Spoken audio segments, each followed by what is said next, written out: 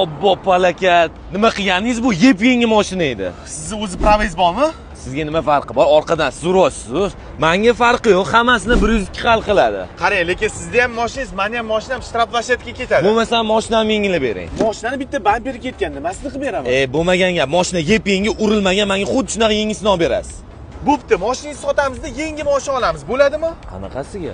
Xohlagan mashinani tanlang, boshlang'ich to'lov eng kamida 15% bo'lishi kerak. Yo'q, buni qolgan pulni kim beradi? Qolgan pulni 60 oygacha bemalol bo'lib to'lasangiz bo'ladi. To'la olmasamchi? Taksi qilasizmi? Ha?